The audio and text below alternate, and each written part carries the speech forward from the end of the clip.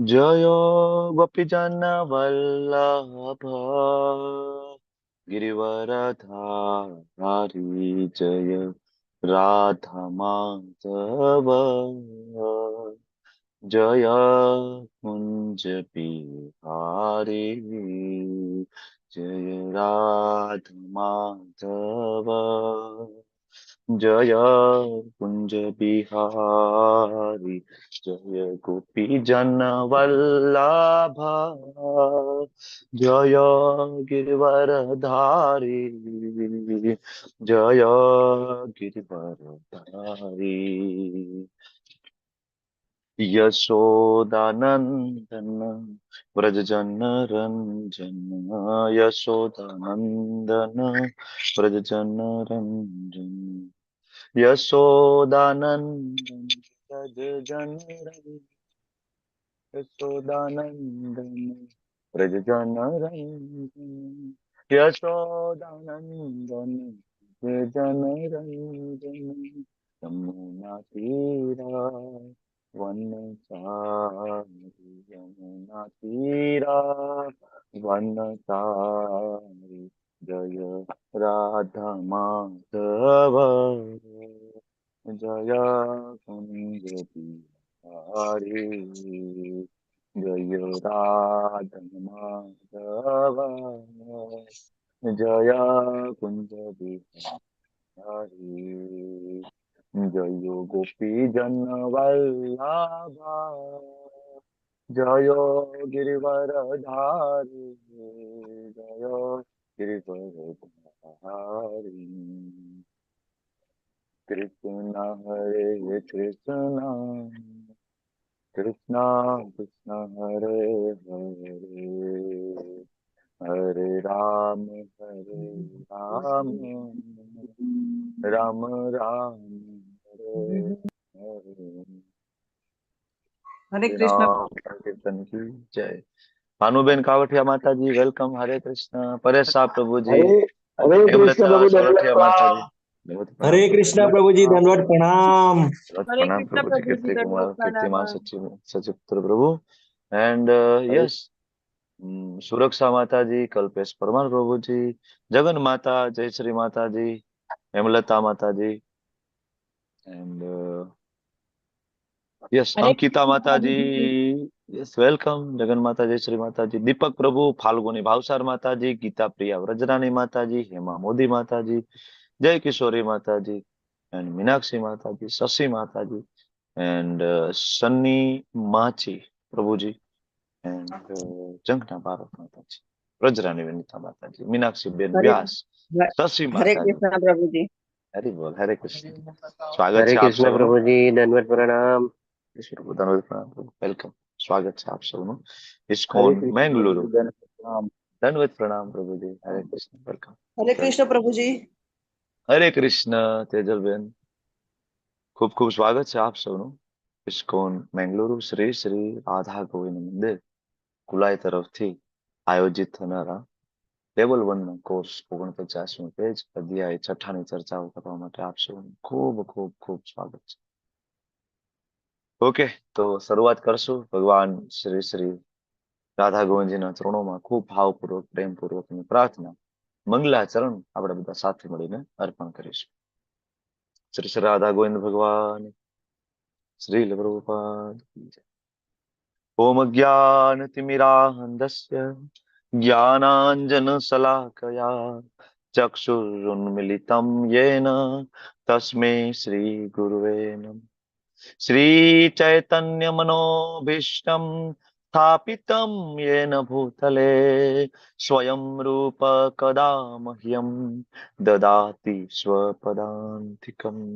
वन्देऽहं श्रीगुरो श्रीयुतापदकमलं श्रीगुरुन् वैष्णवांश्च श्रीरूपं साग्रजातं सहगण रघुनाथान्वितं तं सजीवं साद्वैतं सावधूतं परिजनसहितं कृष्ण चैतन्यदेवं શ્રી રાધા કૃષ્ણ પાદાન સહગણ લલિતા શ્રી વિશાખાન્વિતંશ્ચ હે કૃષ્ણા કરુણા સિંધુ દીનબંધુ જગતપતે ગોપેશ ગોપિકા કાંત રાધા કાંત નમસ્તુતે તપ્ત કાંચન ગૌરાંગી શ્રી રાધે વૃંદાવનેશ્વરી વૃષભાનુસુતે દેવે પ્રણમામિ હરિપ્રિયે વાંછા કલ્પતરુભ્યશ્ચ કૃપા સિંધુભ્ય એવ ચ પતિતાનાં પાવનેભ્યો વૈષ્ણવેભ્યો નમો નમો વિષ્ણુપાદાય કૃષ્ણપ્રેષ્ઠાય ભૂતલે શ્રીમતે ભક્તિવેદાંત સ્વામિનિતિ નામિને નમસ્તે સારસ્વતે દેવે ગૌરવાણી પ્રચારિણે નિર્વિશેષા શૂન્યવાદી પાશ્ચાત્યાદેશ તારિણે જય શ્રી કૃષ્ણ ચૈતન્ય પ્રભુ નિત્યાનંદ શ્રી અદ્વૈત ગદાધર શ્રીવાસાદિ ગૌર ભક્તવૃંદ હરે કૃષ્ણ હરે કૃષ્ણ કૃષ્ણ કૃષ્ણ હરે હરે હરે રામ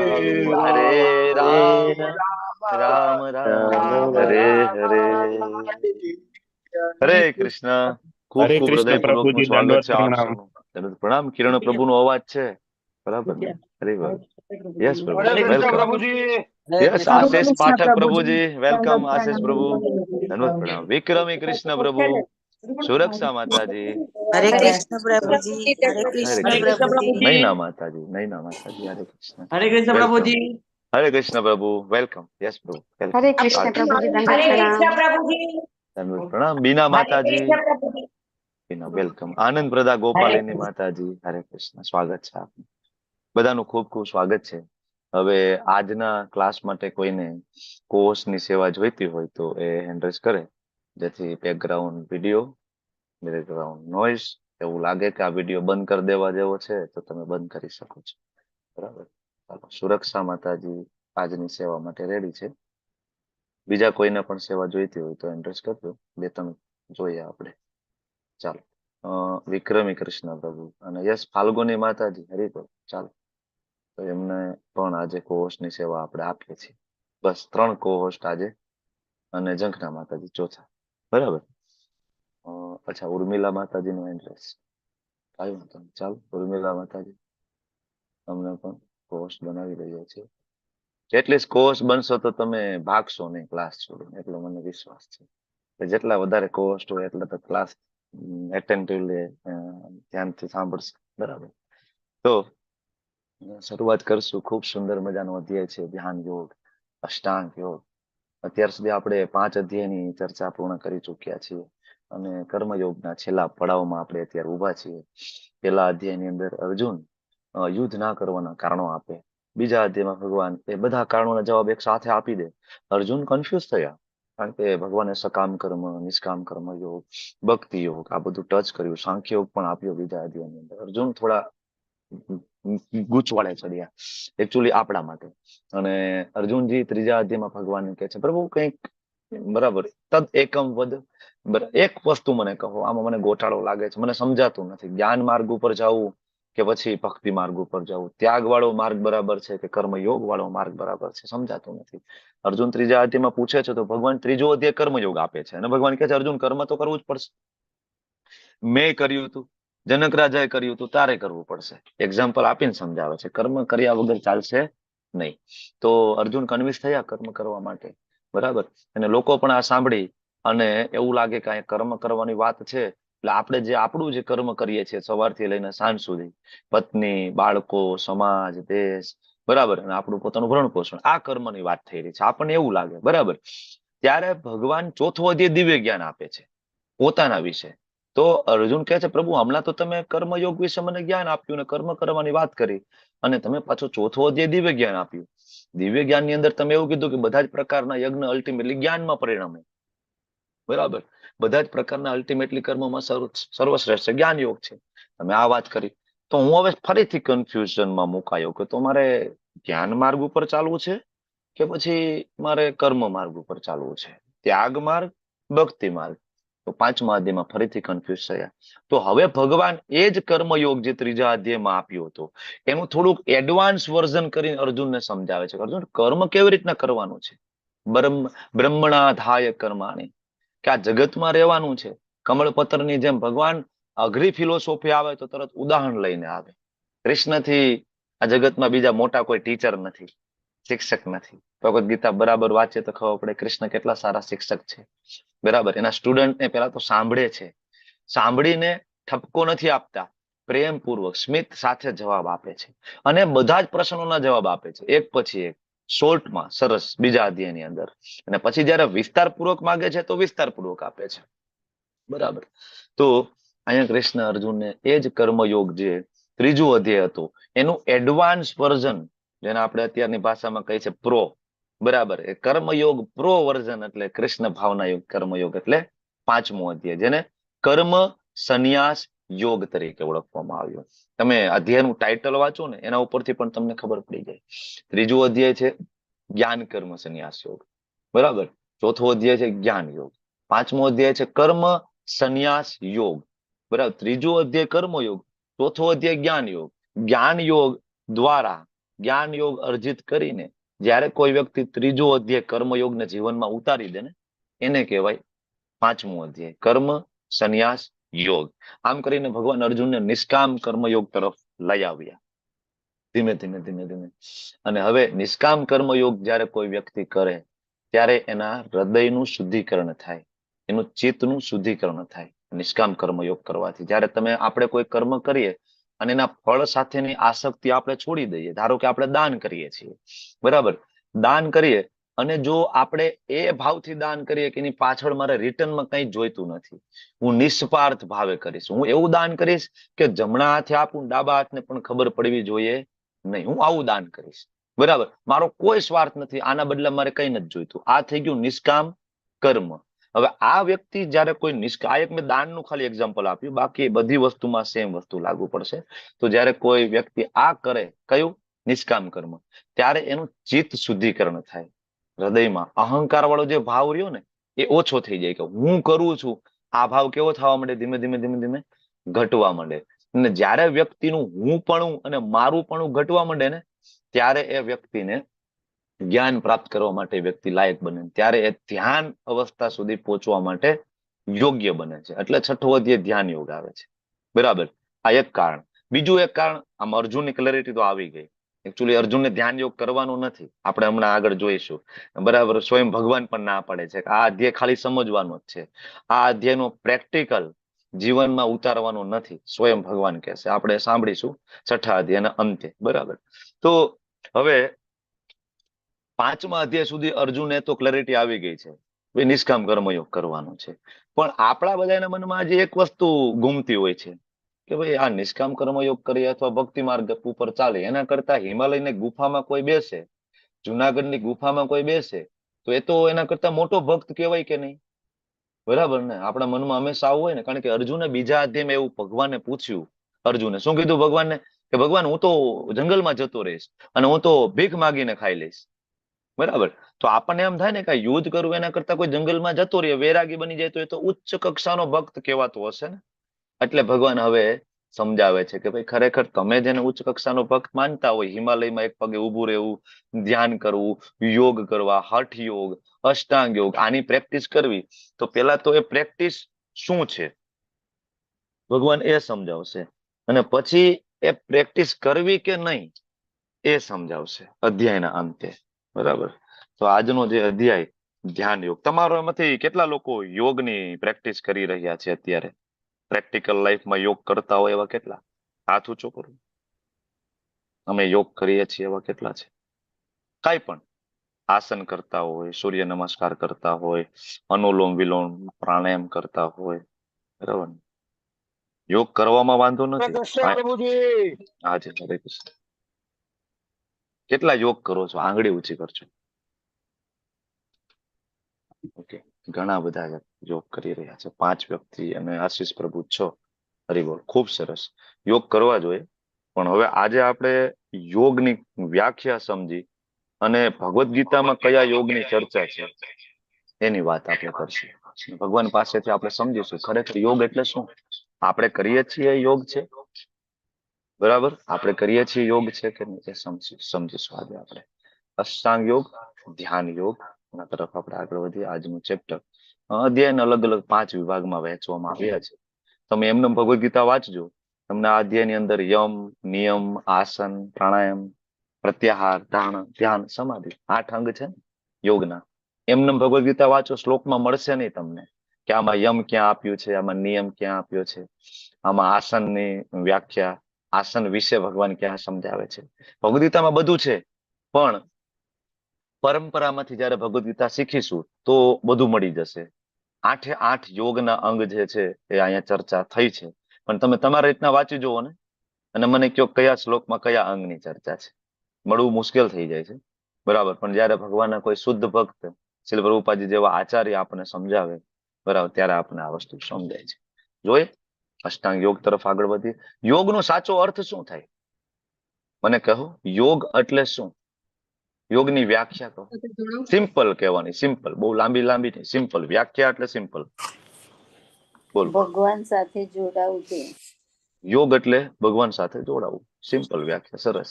કિરણ પ્રભુ, યોગની વ્યાખ્યા શું થાય? યોગની વ્યાખ્યા, યોગની ડેફિનેશન. કોઈ પણ વસ્તુ સાથે જોડાવું એટલે એ યોગ કહેવામાં આવે છે. કોઈ પણ વસ્તુ સાથે જોડાવું હોય. ઓકે આશીષ પ્રભુ, યોગની વ્યાખ્યા શું છે? નહીં ના નડિયાદરામ. હેલો, પરમ પદની પ્રાપ્તિ છે. આત્માનું પરમાત્મા સાથે મિલન. આત્માનું પરમાત્મા પરમાત્મા. સાથે મિલન. આશીષ પ્રભુ કહે છે પરમ પદની પ્રાપ્તિ એટલે યોગ. બરાબર છે, સરસ વ્યાખ્યા છે. દીપ્તિ માતાજી, યોગ એટલે શું? હરે કૃષ્ણ. યોગ યુજ ધાતુમાંથી બનેલો છે. એનો અર્થ થાય જોડાવું, આત્માનું કૃષ્ણ ભાવનામૃત પ્રવૃત્તિઓ દ્વારા પરમાત્મા સાથે જોડાવું એટલે યોગ. ઓકે, ખૂબ સરસ. બધા એના જવાબ સાચા છે. આત્માનું પરમાત્મા સાથે જોડાવું, આત્માનું પરમાત્મા સાથે મિલન, પરમ પદની પ્રાપ્તિ એટલે યોગ. ઉર્મિલા માતાજી, શું કેવું છે યોગ? હરે કૃષ્ણ પ્રભુજી, આપણી બધી જ ઇન્દ્રિયોને ભગવાનની સેવામાં લગાડીને ભગવાન સાથે જોડાવું એટલે યોગ કહેવાય. યોગ, વેરી ગુડ, ખૂબ સરસ. ઓકે, એટલે આત્માનું પરમાત્મા સાથે જોડાવું એટલે કેવી રીતના? એક બાજુથી આત્મા આવતી હશે, એક બાજુ પરમાત્મા આવતી હશે, અને પછી આમ કરીને બે ભેટી જાય, મળી જાય, આત્મા ને પરમાત્મા મળી ગયા એટલે યોગ. આવું તો નહીં ને? બરાબર. આ નિરાકાર ફિલોસોફી છે એકચ્યુઅલી.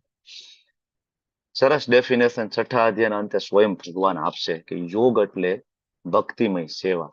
અલ્ટિમેટલી યોગ એટલે ભગવાન સાથે જીવનું ભક્તિમય સેવાના માધ્યમથી જોડાવું, આ યોગની વ્યાખ્યા છે. અને આ સેવા માધ્યમ દ્વારા જોડાશે ત્યારે જે પરમ પદની પ્રાપ્તિ. તમારી બધાની વ્યાખ્યા સાચી જ છે. હું આ વચ્ચે જે ગેપ છે એ જ પૂરું છું. આત્માનું પરમાત્મા સાથે મિલન, પણ ગેપ શું છે તો કે ભક્તિમય સેવા. પરમ પદની પ્રાપ્તિ, પણ ગેપ શું છે? ભક્તિમય સેવા. બરાબર. તો જે ભક્તિમય સેવા દ્વારા ભગવાનની સેવામાં, ભક્તિમય સેવા દ્વારા ભગવાન સાથે જોડાવું, આને કહેવાય સાચો અર્થ યોગ. યોગ જે યુજ ધાતુમાંથી બનતો શબ્દ, બરાબર, એ યોગ. અને આ વ્યાખ્યા હું નથી આપતો, સ્વયં ભગવાન છેલ્લે આપશે આજના અધ્યાયને અંતે. યોગની વ્યાખ્યા અલગ અલગ લેવલના લોકો અલગ અલગ આપી શકે છે. અષ્ટાંગ માર્ગ ઉપર ચાલતા પોતાની રીતના આપી શકે, કર્મ માર્ગ ઉપર ચાલતા આપી શકે, પણ ભગવાન શું વ્યાખ્યા આપે છે એ વ્યાખ્યા આજના અધ્યાયના અંતે ચર્ચા કરીશું. આજકાલ તો આપણે યોગને એટલો બધો નીચી કક્ષાનો શબ્દ અર્થ આપણે લઈ લીધો છે, બરાબર. તો ફોરેનમાં તો એવા પણ યોગ થાય છે, લોકો એક્સરસાઇઝ કરતા હોય વચ્ચે થોડું બિયર પીવે. તમે આ બોટલ તમે જોવો છો ને આ પિક્ચરમાં, વચ્ચે થોડો દારૂ પીવે. શું કરો છો? તો અમે યોગા કરીએ છીએ. આને બિયર યોગા તરીકે ઓળખાય છે વિદેશમાં, બિયર યોગા, બરાબર. વચ્ચે વચ્ચે પછી આ જો આ બેન છે માથે બકરીને ઉભી રાખી છે, બકરીને બેલેન્સ કરવાની, અને ગોટ યોગા તરીકે પણ ઓળખાય છે વિદેશમાં, બરાબર. બકરી કે આમાં મારો શું વાંક ભાઈ, પીઝા બર્ગર તમારે ખાવાના છે, બરાબર, પેટ તમારું બહાર નીકળે છે, ઘટાડવા તમે યોગ કરો છો, હું તો આમે પાંદડા ખાઉં છું, હું ક્યાં પીઝા બર્ગર ખાઉં છું? તો એ બિચારીને જો ઉપર બેલેન્સ કરીને રાખી છે, ડગુ મગુ થાય છે ઉપર, ગોટ યોગા, બરાબર. આવા યોગના આવા અર્થ કાઢ્યા છે. આઈટી સેક્ટરમાં, પૂનામાં, બેંગ્લોરમાં જે લોકો કામ કરતા હોય ને, ભણી ગણીને હોશિયાર થઈને, આઈટી એન્જિનિયરો બન્યા હોય, એ લોકો આખો દિવસ કામ કરતા હોય કોમ્પ્યુટર ઉપર આવી રીતના, આ ડોકનો દુખાવો થઈ જાય, બરાબર. એટલે સાંજ પડતા સુધીમાં 1-2 વખત એવું કરે કે બધી ખુરશી સાઈડમાં લઈને થોડીક વાર એક્સરસાઇઝ કરી દે, સ્ટ્રેચિંગ, 1 2 3 4 5, અમે યોગ કરીએ છીએ, બરાબર. તો આવા ઘણા બધા પ્રકારના યોગ અસ્તિત્વ ધરાવે છે, જેમાં yoga for pregnancy, chair yoga, physical mental health માટે યોગા. અને યોગ નો અર્થ જાણ્યા વગર કેટલા મહાન કહેવાતા યોગીઓએ પણ યોગ કર્યા છે, બરાબર. અહીંયા એક છે, કોણ છે આ મહાન યોગી ખબર છે તમને? આ યોગ કરનાર, જે સમાધિની અવસ્થા સુધી પહોંચીને બ્રહ્માજીને પણ પ્રસન્ન કરેલા આ ભાઈ કોણ છે? હિરણ્યકશિપુ. હિરણ્યકશિપુ. હિરણ્યકશિપુ ઘન ઘોર તપશ્ચર્યા કરે, ઘન ઘોર યમ નિયમ આસન પ્રાણાયામ પ્રત્યાહાર ધારણા ધ્યાન અને સમાધિ સુધી એ વ્યક્તિ પહોંચી અને બ્રહ્માજી ને પ્રસન્ન કર્યા. બ્રહ્માજી પ્રગટ થયા, બોલ વત્સ શું જોઈએ? બરાબર, પ્રભુ મારે અમર થવું છે. બ્રહ્માજી કે દીકરા તે ખોટી મહેનત કરી. 33,000 વર્ષ સુધી પગના 2 અંગૂઠા ઉપર ભાઈ ઉભા રહ્યા હતા. પગના 2 અંગૂઠા ઉપર ઉભા રહી હાથ ઊંચા કરીને ઓમ બ્રહ્મદેવાય નમઃ, ઓમ બ્રહ્મણે નમઃ. એકચ્યુઅલી એને એમ હતું કે આ જગતમાં સૌથી મોટું કોઈ હોય તો બ્રહ્માજી. શું કામ? તો કે સર્જન કરનાર, આ ભૌતિક જગતનું સર્જન કરનાર તો બ્રહ્માજી છે ને, બરાબર. એટલે એને એવું લાગ્યું કે બ્રહ્માજીને પ્રસન્ન કરશું તો બધું મળી જશે. બ્રહ્માજી બ્રહ્મ સંહિતામાં પોતે કે છે કે મારું પોતાનું પણ મૃત્યુ થાય છે, હું જીવ તત્વ છું, એટલે હું તને કેવી રીતના અમરતાનું વરદાન આપી શકું? તો યોગ તો આ લોકો કરતા હતા, પેલાના અસુરો. અત્યારે લોકો યોગ કરે છે, યોગા ફોર, બરાબર, કહેવાય કે બેક કેર, કમરનો દુખાવો હોય એના માટે યોગ છે. અને સૌથી વધારે ફેમસ યોગા હોય તો વેટ લોસ વાળા. સાહેબ વજન બહુ વધી ગયો છે, ઘટાડવા માટે કઈ યોગ જાણતા હોય તો કયો, બરાબર. ખાસ તો માતાજીઓના પ્રશ્ન બહુ સતાવે, થોડું કે વજન વધે એટલે તરત ટેન્શન આવવા માટે, બરાબર. વજન જો કે વધ્યો જ ના હોય તો એને વધારે જ લાગતું હોય, વજન વધી ગયું, વજન વધી ગયું, બરાબર. આના માટે હંમેશા મથતા હોય યોગા ફોર વેટ લોસ. તો ખરેખર યોગ શું છે, અષ્ટાંગ યોગ શું છે એ જાણીશું. આપણે તો કેવું કર્યું છે, 8 અંગમાંથી, બરાબર, 8 અંગમાં મેં વાત કરી ને, યમ નિયમ આસન પ્રાણાયામ પ્રત્યાહાર ધારણા ધ્યાન અને સમાધિ, આ 8 અંગ છે. એમાંથી આપણે પ્રેક્ટિકલી કેટલા કરીએ છીએ અત્યારે? સમાજમાં પ્રેક્ટિકલ જે યોગા જોવા મળે તો શું છે ખરેખર યોગાનું સ્વરૂપ આજે? યોગ અને પ્રાણાયામ.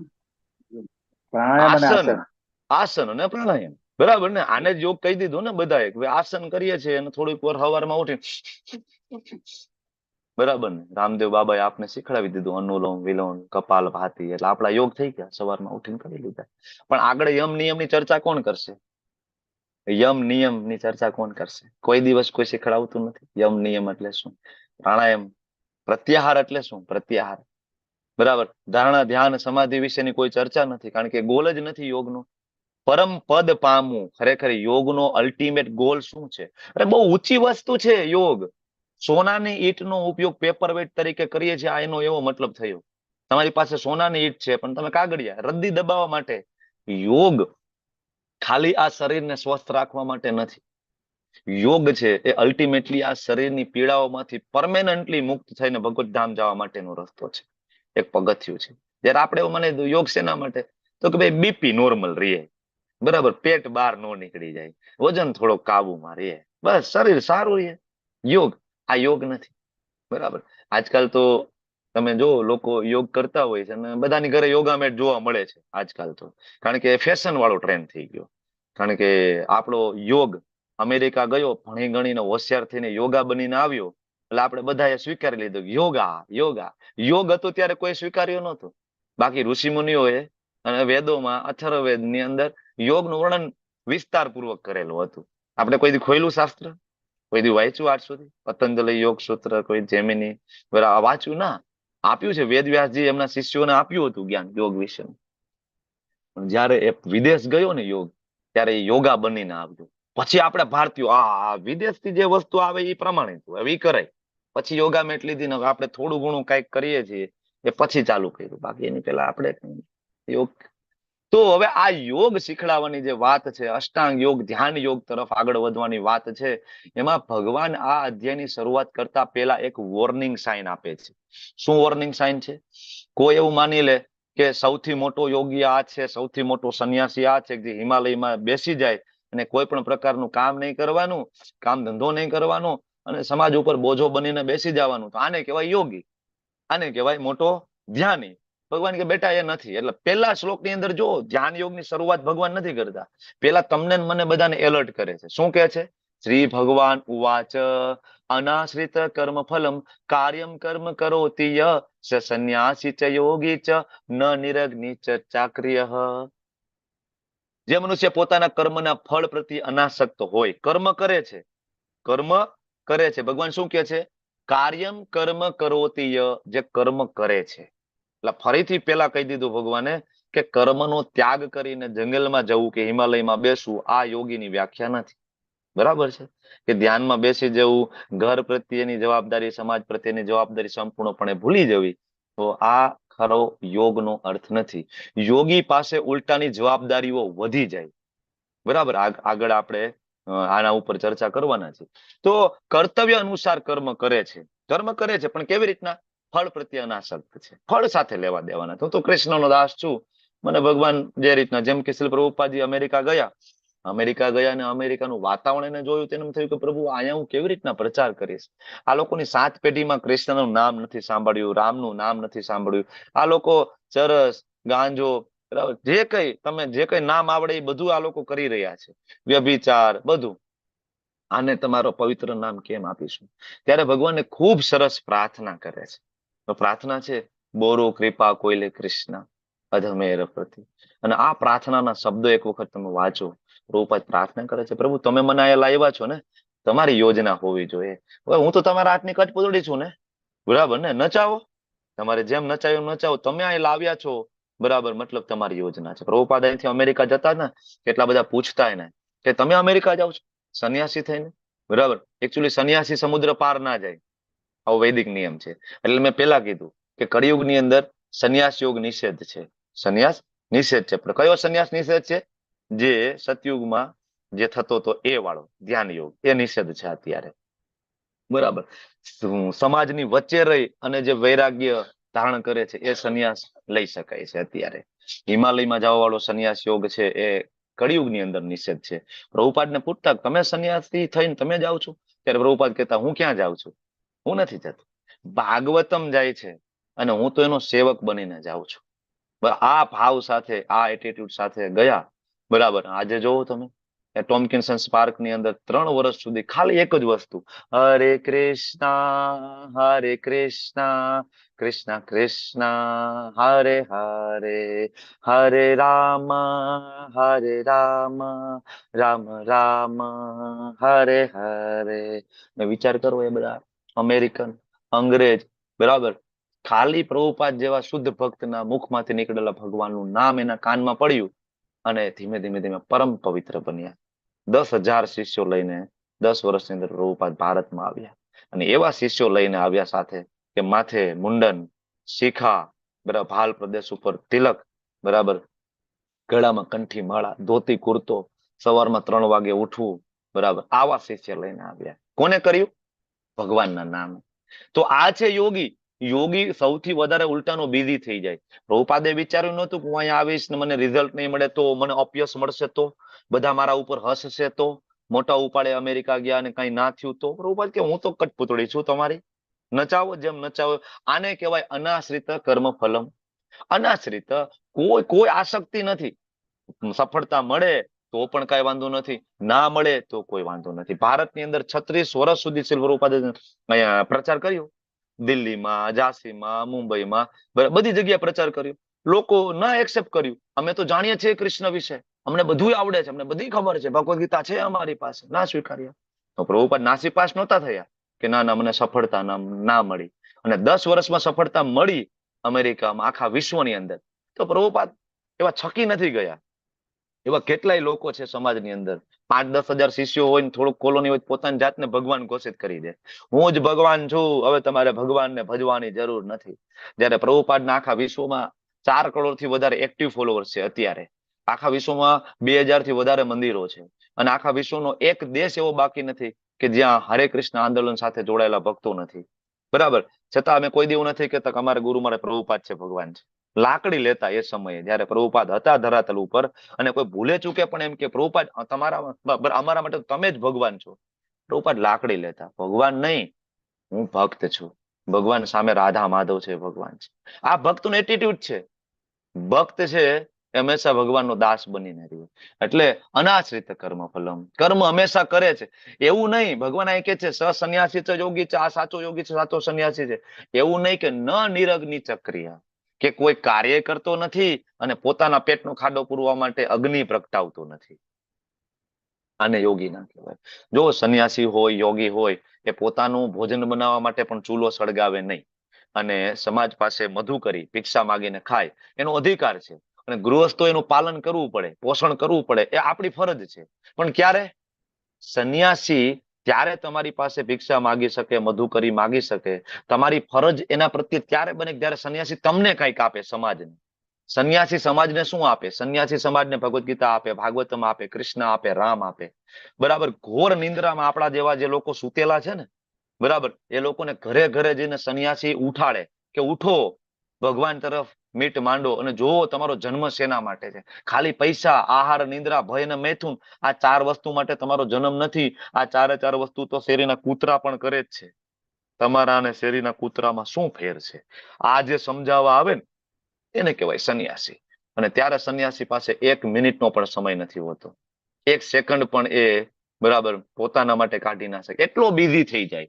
એટલે એવું નથી કે સંન્યાસ કોઈ લઈ લે તો એને કોઈ કર્તવ્ય નથી બનતું. એટલે ભગવાન પેલા જ અહીંયા આ શ્લોકની અંદર સંન્યાસી ચ યોગી ચ, કોને યોગી કહેવાય, કોને સંન્યાસી કહેવાય, આ ખબર પડી ગઈ. હવે હવે આગળ જે યોગ ભણશું એટલે હવે એ યોગીની વ્યાખ્યા નથી કે જે હિમાલયમાં એક પગે ઉભો રહી જાય ઓ, અથવા તો કોઈ બરાબર બ્રહ્મ જ્યોતિ ઉપર કોઈ મારા મેડિટેશન કરે. એ યોગનો સાચો અર્થ નથી.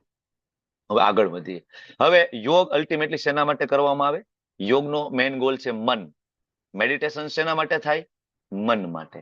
મનને ફોકસ કેવી રીતના કરવું, મનને એકાગ્ર કરવું. એટલે ભગવાન મન વિશેની વાત કરે છે 5મા શ્લોકથી, કે ભાઈ પોતાના મનની સહાયતાથી પોતાનો ઉદ્ધાર કરવો જોઈએ, પતન ના થવા દેવું જોઈએ. કારણ કે મન કેવું છે? બંધુરેવ, બંધુ પણ છે, રિપુરાત્મન, અને શત્રુ પણ છે. મન કેવો આપણો મિત્ર છે ખબર છે તમને? જેનું મન મક્કમ હોય, દ્રઢ નિશ્ચય હોય, બરાબર, એવા લોકો જીવનની કોઈ પણ ખરાબ પરિસ્થિતિમાંથી પણ બહાર નીકળી જાય. અને આનું બેસ્ટ એક્ઝામ્પલ આપણે કોરોનામાં જોયું છે. કોરોનામાં એવા કેટલાય મોટી ઉંમરના દાદા દાદી હતા જેના મન મક્કમ હતા. એને જીવનમાં માળા કરી છે, ભક્તિ કરી છે, સેવા કરી છે, સાત્વિક જીવન જીવ્યા છે, સારું જીવન જીવ્યા છે, મંદિરે ગયા છે, દ્રઢ નિશ્ચય હતા. બરાબર. તો કોરોના જેવી પરિસ્થિતિમાં વિચલિત નહોતા થયા. એ તો ઠીક છે ભાઈ, ભગવાનની જે ઈચ્છા હશે થશે. બરાબર. અને એ બધા આજે અડીખમ ઉભા છે ગામડામાં આજે કોરોના પોઝિટિવ આવીને. જેના સીટી સ્કેનના રિપોર્ટની અંદર સ્કોર, ડોક્ટર જોઈને એમ કહેતા કે આ દાદા બચશે નહીં, એ દાદા ઠેકડા મારે છે અત્યારે વાડીઓમાં. બરાબર. અને એવા કેટલા યંગસ્ટર હતા, જુવાનિયાઓ, બરાબર, કે જેનો રિપોર્ટ પોઝિટિવ આવે ને ત્યાં તો એના પગમાં પરસેવા વળતા હતા, પગ ધ્રુજતા હતા. જોયું છે ને કોરોના કાળમાં? હવે શરદી, જો એમાં કોઈને શરદી ઉધરસ થઈ ગઈ, બરાબર, તો પૂરું થઈ ગયું, મને કોરોના જ થઈ ગયું. તમે ડોક્ટર પાસે ગયા, ડોક્ટરે જો ભૂલે ચૂકે એમ કીધું તમારે રિપોર્ટ કરાવવો પડશે, ત્યાં તો ગયા કામથી. એવા કેટલા એવા લોકો હતા કે ખાલી ડોક્ટરે એમ કીધું તમારે રિપોર્ટ કરાવવો પડશે, અને 7 દિવસે રિપોર્ટ આવતો ને 7 દિવસની અંદર એનું હેલ્થ બગડી ગયું, કેટલા હાર્ટ એટેકમાં જતા રહ્યા. આ આપણું મન છે, બરાબર ને? અને તમે જોયું હશે જયારે કોઈક આપણા સગાવાલાનું મૃત્યુ થાય ખૂબ નજીકના, બરાબર, અને ત્યારે આપણું મન આપણી યારે ગેમ રમે છે. સતત જયારે તમે એના વિચારમાં ચડો, ખાસ તો માતાજીઓ બેભાન થઈ જાય. જોયું છે તમે? લગ્નમાં પણ થઈ જાય. દીકરીની વિદાય થતી હોય, બરાબર, દીકરીની નજીકમાં એકદમ દીકરીની બેન હોય, દીકરીની માં હોય, ઘણી વખત ભાઈ, મનના નબળા હોય તો કેવું થાય? બેભાન થઈ જાય, પડી જાય, હોસ્પિટલાઇઝ કરવા પડે.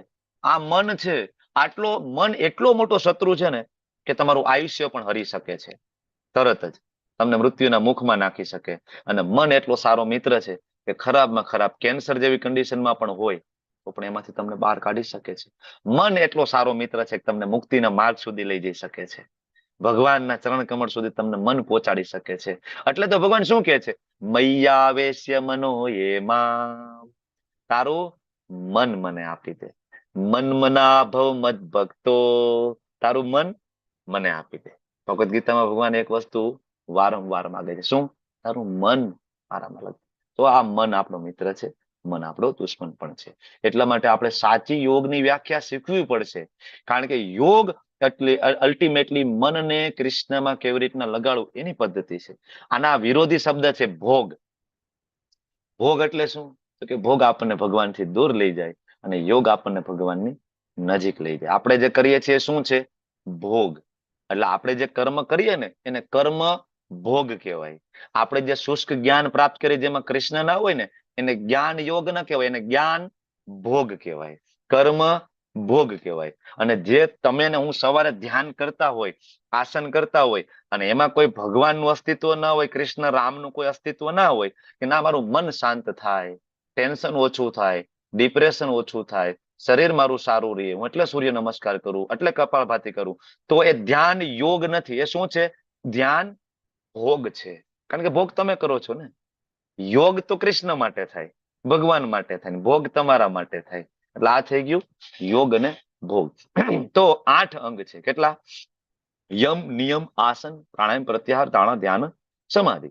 એક સાદી નાની નાની વ્યાખ્યાની ચર્ચા કરીને હું આગળ વધું તો યમ એટલે એક્સટર્નલ ડિસિપ્લિન. બરાબર. એક્સટર્નલ શું શું શિસ્ત રાખવી આપણે. બરાબર. કે યોગ કરીએ તો શું શું ધ્યાન રાખવું પડે? સ્નાન કરવું, કપડા, બરાબર, તિલક, ચોખ્ખાઈ રાખવી શરીરની, આ બધું યમની અંદર આવે, બાહ્ય શિસ્ત. નિયમ એટલે એક્સટર્નલ ડિસિપ્લિન કહેવાય. અને નિયમ એટલે ડોન્ટ, મતલબ શું નથી કરવાનું, રેસ્ટ્રિક્શન.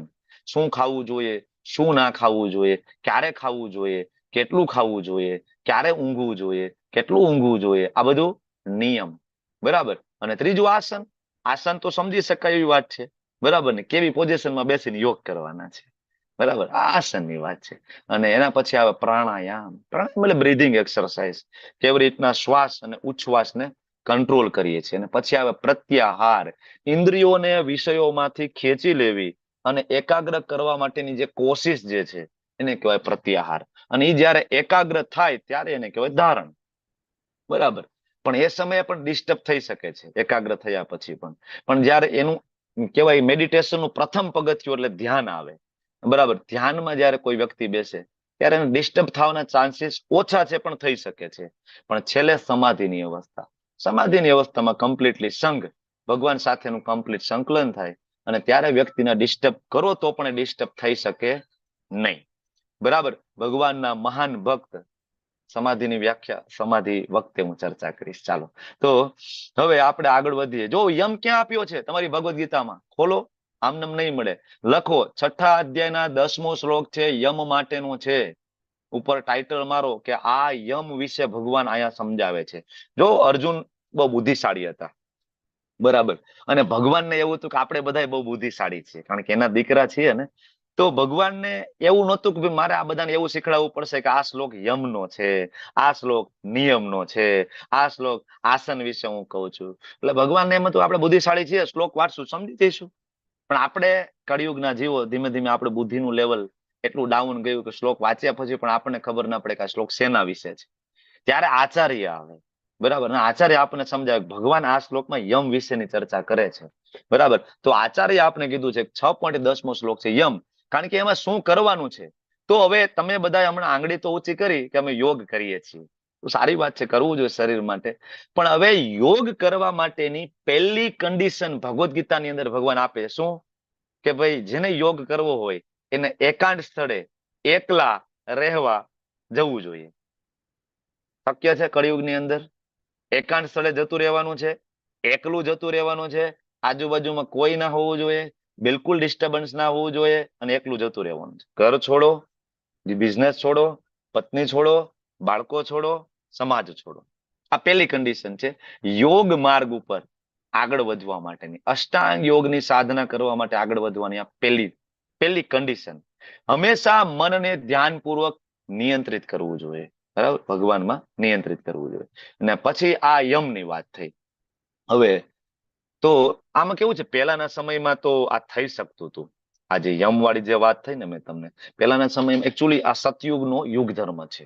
બરાબર. આપણે વાત થઈ હતી કૃત્ય યધ્યાય તો વિષ્ણુ. શ્રીમદ ભાગવતમની અંદર 4 યુગના યુગ ધર્મ. કૃત્ય યધ્યાય તો વિષ્ણુ, ત્રેતાયામ યજતો મખે, દ્વાપરે પરિચર્યાયા, કલો તદ હરિ કીર્તનાદ.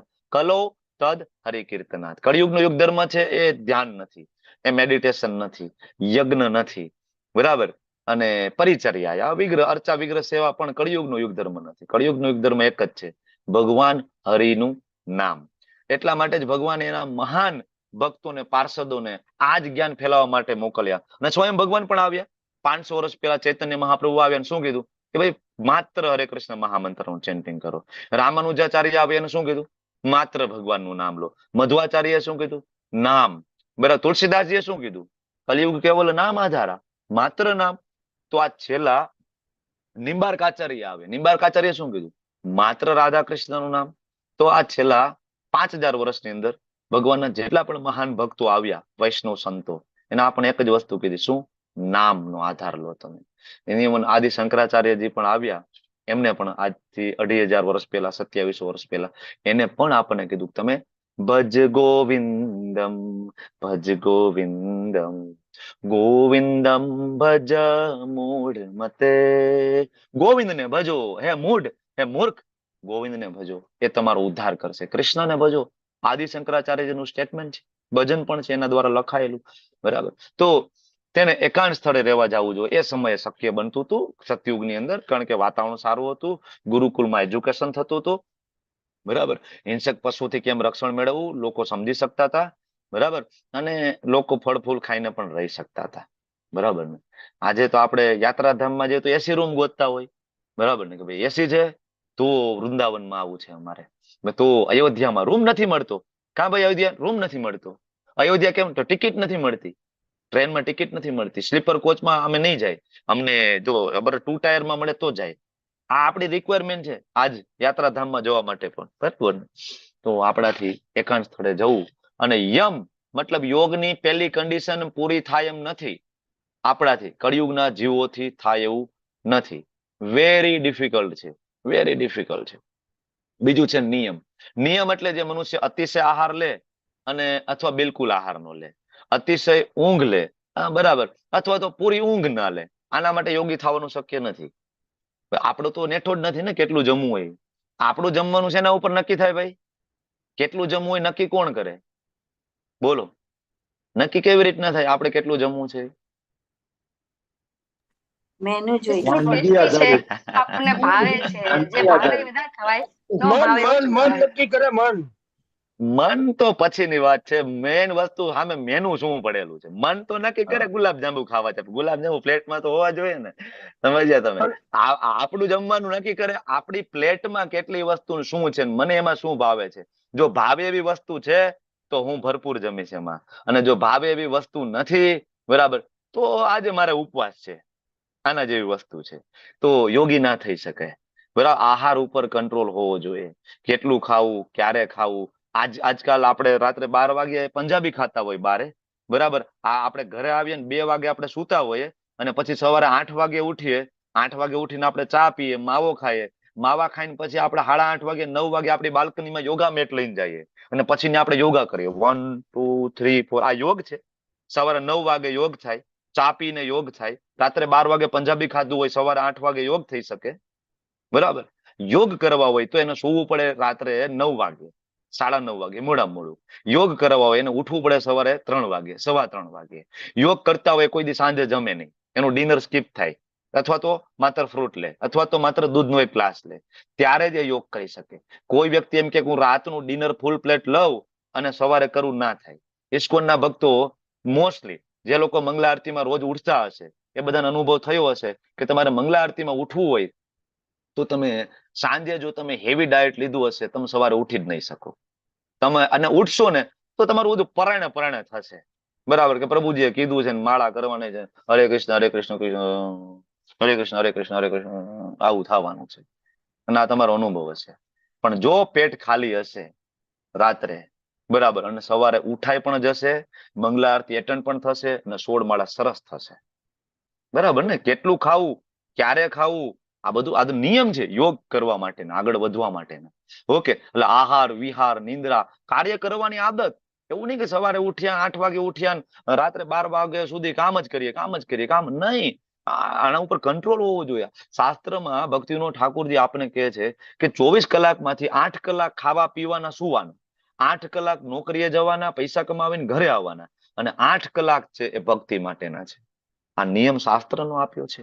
24 કલાકમાંથી વિભાજન કરો. પણ આપણે તો કઈ નક્કી જ નથી ને. કામ ઉપર જઈએ, આવવાનું નેઠો છે નથી. જેનું પોતાનું કદાચ બિઝનેસ હોય એને હજી ફિક્સ છે. બાકી આ જે લોકો બેંગ્લોરમાં, આઈઆઈટી, બરાબર, જે કોઈ મતલબ આઈટી સેક્ટરમાં છે, પુણેમાં છે, એને પૂછો તો ખરી. એ લોકોને નોકરીએ જવાનો ટાઈમ ફિક્સ છે, આવવાનો ટાઈમ ફિક્સ નથી. રાત્રે 8 વાગે નીકળવું હોય ને ઓફિસમાંથી, ત્યાં 2 ફાઇલ આવી જાય. મારા કેટલાય મિત્ર છે મારી સાથે ભણતા હતા, અત્યારે કેનેડા છે, અમેરિકા છે. હું ઘણી વાર ફોન કરતો હોય. પેલા અહીંયા પુણેમાં હતા ઘણા બધા. તો હું પૂછતો હોય, તારા નોકરીનો ટાઈમ શું? તો કે હું મલ્ટીનેશનલ કંપનીમાં કામ કરું છું, બરાબર, કંપની અમેરિકન છે, એટલે મારે અમેરિકાના ટાઈમે ઉઠીને જોબ કરવી પડે. તો એ ભાઈ રાત્રે ઉઠે, 2 વાગે ને 3 વાગે ઉઠે ને ત્યારે બરાબર ટાઈ પહેરી હોય, શર્ટ પહેર્યો હોય ને આવી રીતના જેટલું દેખાય ને એટલા ભાગમાં કપડાં પહેરીને બેઠા હોય, એટલે સામે વાળાને સરસ લાગે. રાત્રે 2 વાગે ઘુવડની જેમ બેઠા હોય. હવે કેવી રીતના યોગ થવાના છે? બરાબર, કાર્ય કરવાની આદતોમાં નિયમિત રહેવું જોઈએ. એના પછી આસન.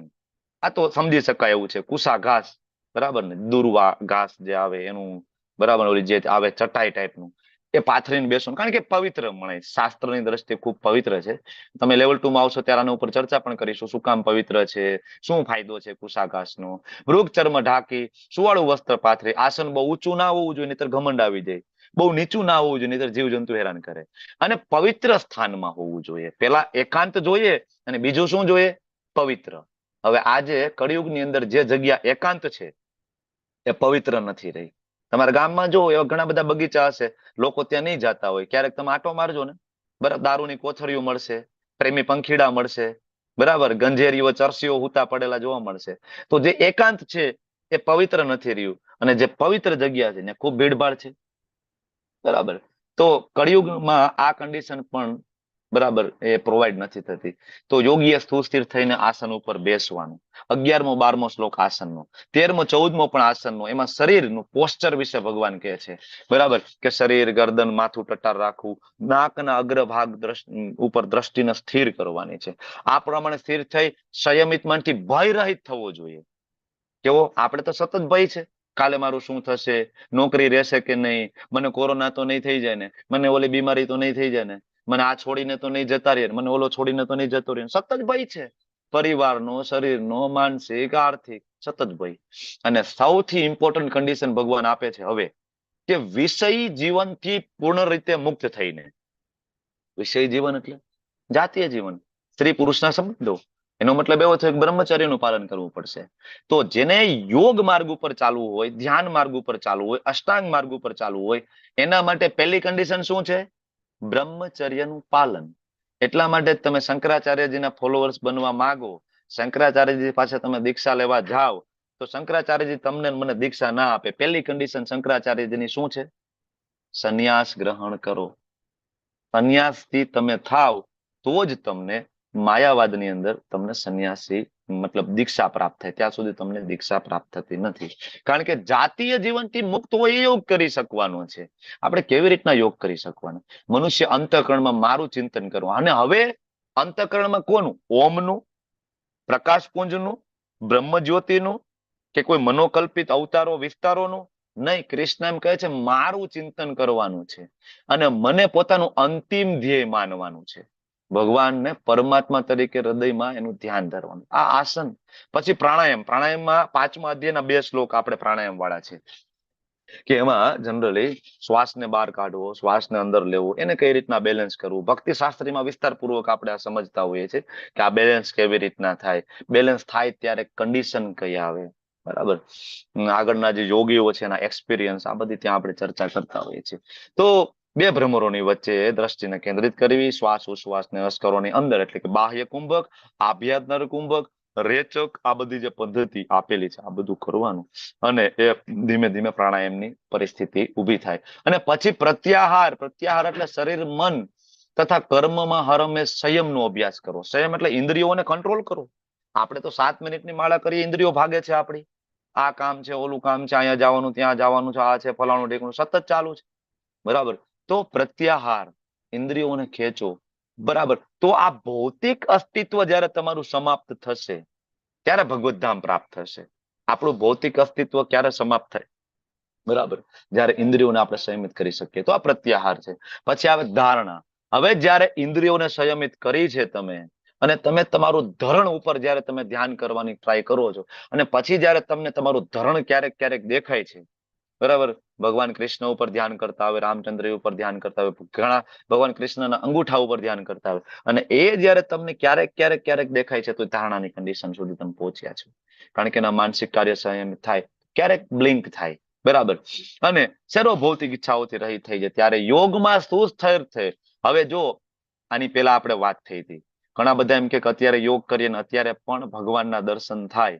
હવે અહીંયા લખ્યું છે કે જ્યારે વ્યક્તિ માનસિક કાર્યોને સંયમિત કરી લે અને ધારણાની કન્ડિશન સુધી કોઈ પહોંચી જાય ને, ધારણા સુધી, હજી આગળના સ્ટેપ તો બાકી છે, ધ્યાન બાકી છે, સમાધિ બાકી છે, પણ કોઈ ધારણા સુધી પણ પહોંચી જાય ને, સર્વ ભૌતિક ઈચ્છાઓથી રહિત થઈ જાય છે. મેં તમને ત્યારે વાત કરી હતી કે ભગવાનની ખાલી એક ઝલક પણ જો કોઈને મળે ને, તો એના જગતની આસક્તિ એ જ ક્ષણે છૂટી જાય, તરત જ. પછી એના જગતમાં કોઈ આસક્તિ રહેતી નથી, બરાબર. ભગવાનના મહાન ભક્તો છે, સનાતન ગોસ્વામી, રૂપ ગોસ્વામી, રઘુનાથ ભટ્ટ ગોસ્વામી, રઘુનાથ દાસ ગોસ્વામી, આ બધા રાજાના પુત્ર હતા. આ કોઈ સામાન્ય નહોતા, મોટા મોટા પ્રજાનું પૂરા અબજો રૂપિયાની સંપત્તિ એ સમયે ધરાવતા હતા, 8 થી 500 વર્ષ પહેલા. પણ એક ઝલક ભગવાન શ્રી ચૈતન્ય મહાપ્રભુની સંપૂર્ણ વૈરાગ્ય આ જગત પ્રત્યેનું.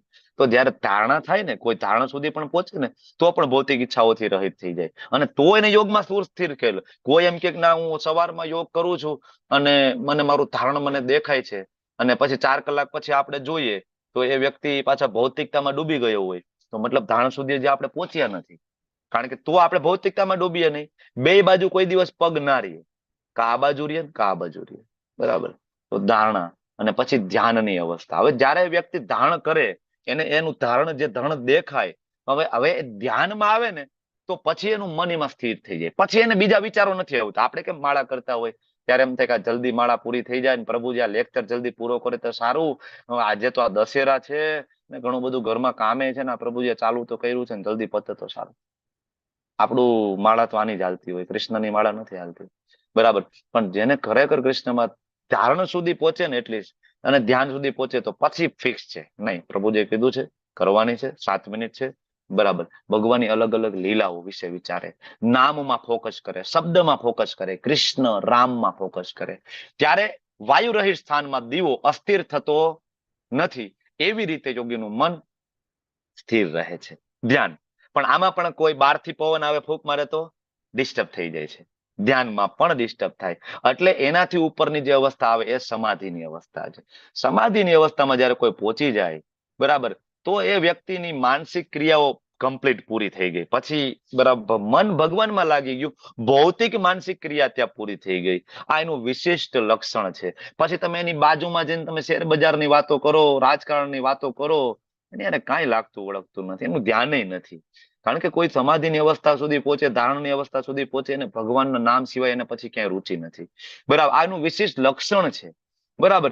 મનથી પોતાને જોઈ શકે છે, હું કોણ છું, અંદર આનંદ માણી શકે છે. ત્યારે મનુષ્ય દિવ્ય ઇન્દ્રિય દ્વારા અનુભવતો અપાર, એને અંદર દિવ્ય સુખ હોય. આપણે બધા સુખ બહાર ગોતવા જવું પડે. કાલે રવિવાર છે, ફલાણા મોલમાં જઈશું, ફરવા જઈશું, મને મજા આવશે, હું આબુ જઈશ, મને મજા આવશે, હું અહીંયા ફરીશ, મને મજા આવશે. આપણે આનંદ ક્યાં શોધીએ છીએ? બહાર. ભગવાનના ભક્તો, મહાન સંતો, યોગીઓ એકાંત સ્થળે બેઠા હોય, આંખ બંધ કરે, એનો આનંદ ત્યાં છે. કારણ કે એને અપાર સુખનો અનુભવ અંદર થાય છે. અને આ જ્યારે કોઈ વ્યક્તિ પહોંચે તો કદાપી સત્યથી જુદો નથી પડતો. સત્ય શું છે? સત્યમ પરમ ધીમહિ. શ્રીમદ ભાગવતમ સ્કંદ 1 અધ્યાય 1 શ્લોક 1. સત્ય છે ભગવાન શ્રી કૃષ્ણ. રામ નામ હિ સત્ય હૈ. એટલે તો આપણે મૃત્યુ થાય ત્યારે બધા, બરાબર ને, આપણને તો લઈ જતા હોય, પાછળ બધા શું બોલતા હોય? રામ નામ સત્ય હૈ, રામ નામ સત્ય હૈ, બરાબર. ઓલો ડેડ બોડી જે સૂતું હોય, આમ થતું હોય, રામ નામ સત્ય હૈ, હલતું હોય, બધાને કહેતું હોય, ભાઈ મેં આખી જિંદગી નથી લીધું નામ, તમે બધા લઈ લેજો, રામ નામ સત્ય હૈ, બરાબર. આખી જિંદગી આપણે નામ ન લીધું હોય, આપણા થકી પાછળ પછી બીજા બધા બોલતા હોય, અને એ બધાને એમ હોય પાછા કે આના માટે છે, જે ગુજરી ગયા છે એના માટે રામ નામ સત્ય. અરે ભાઈ, એનું કામ પતી ગયું, એ જતા રહ્યા. આ રામ નામ સત્ય છે તમારા માટે છે. તમે જાણી લો રામ નામ હિ સત્ય હૈ, અને તમારે અલ્ટિમેટલી જ લેવાનું. તમે આખી જિંદગી ભલે રામમાં ના માનતા હોય, પણ તમને ઉપાડીને લઈ જાય ત્યારે પછી એમ જ બોલે રામ નામ સત્ય, ઓમ નમઃ શિવાય બોલે, શ્રી કૃષ્ણ શરણમ મમ બોલે, પણ અલ્ટિમેટલી પરમ સત્ય ઈ જ છે, કૃષ્ણ. બરાબર, તમે માનો કે ના માનો, તમે આખી જિંદગી તમે ના માન્યું હોય, પણ આખું ગામ ઉપાડીને લઈ જાય ત્યારે જ બોલે રામ નામ સત્ય તમારા માટે. તો પછી તમે જીવતા હોય તો બોલી લો ને. કોકના બોલવા ઉપર શું કામ આપણે આધાર રાખીશું? આપણે જ બોલી લઈએ ને, આપણે આપણું જ પિંડદાન કરી લઈએ, આપણે આપણો જ ઉદ્ધાર કરી લઈએ. ભગવાન એ જ કહે છે, મન દ્વારા તમારું પતન ના થવા દેવું જોઈએ. આ અધ્યાયનો બીજો શ્લોક આજે આપણે ચર્ચા કરતા હતા. તો આ સમાધિની અવસ્થામાં જયારે કોઈ વ્યક્તિ પહોંચે, મોટામાં મોટી વિપત્તિમાંથી વિચલિત થતો નથી.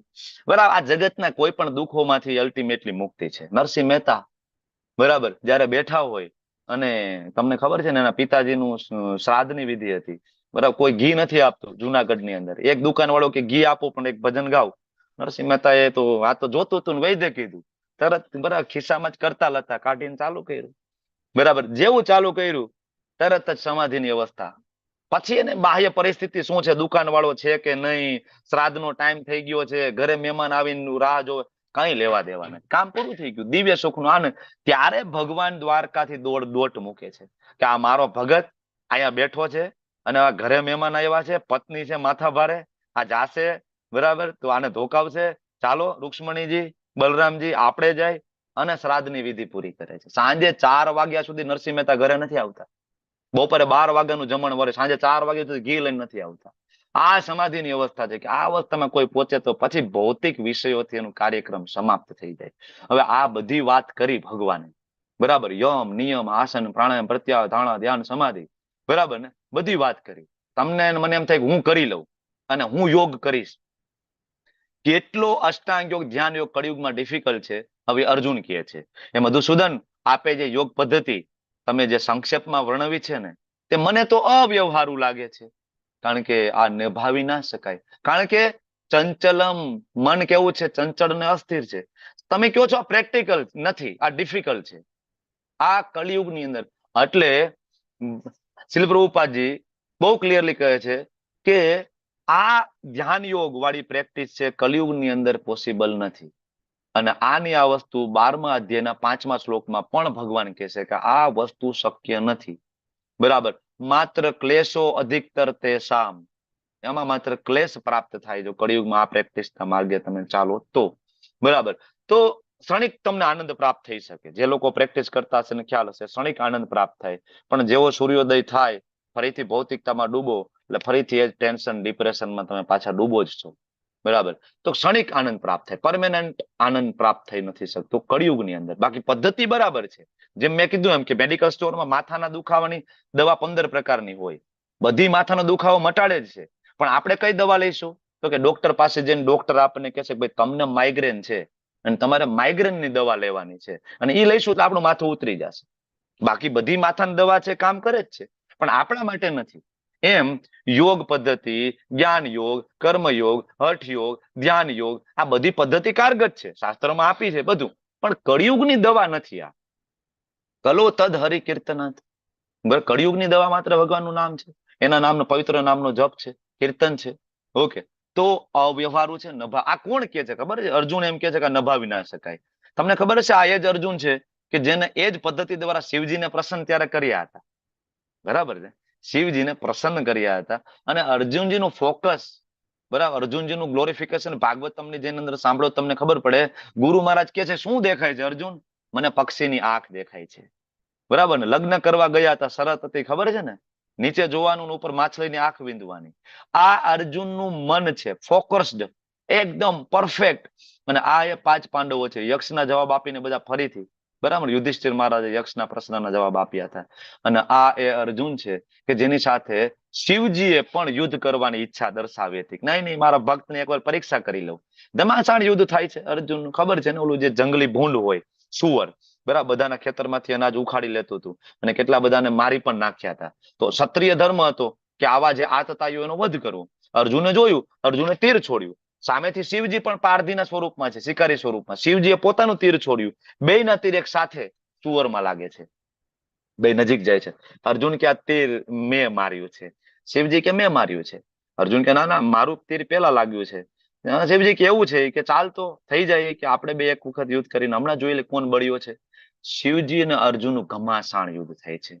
શિવજી ખૂબ પ્રસન્ન થાય છે. અર્જુનનું જે ધૈર્ય, એના યુદ્ધ કૌશલ, બરાબર, એની જે ભગવાન શિવજી પ્રત્યેની ભક્તિ, ખૂબ પ્રસન્ન થાય. ત્યારે ભગવાન મહાદેવ પ્રસન્ન થઈ પશુપતાસ્ત્ર આપે છે. તો એવું નતું કે અર્જુન થી આ નહોતું થાય એમ, પણ અર્જુન તમને ને મને રિપ્રેઝન્ટ કરે છે. ભગવદ્ ગીતા તમારા ને મારા માટે છે. એટલે અર્જુન આપણી વાત કરે છે કે પ્રભુ આનાથી નહીં થાય, કળિયુગના જીવોથી નહીં થાય, કારણ કે ત્યારે તો હજી દ્વાપર હતો. બરાબર. એટલે અર્જુન તો આ એ અર્જુન છે નર નારાયણ સ્વરૂપે ભગવાન સાથે આવેલા હતા અને ઘોર તપશ્ચર્યા કરેલી હતી. નર તરીકે, નર ઋષિ તરીકે આવ્યા હતા. ભાગવતમાં વર્ણન છે. એટલે અર્જુન થી ના થાય એવું નથી, આપણાથી નથી થાય એમ. એટલે અર્જુન કે છે ચંચલમ હિ મન કૃષ્ણ પ્રમાથી બલવદ્રઢમ.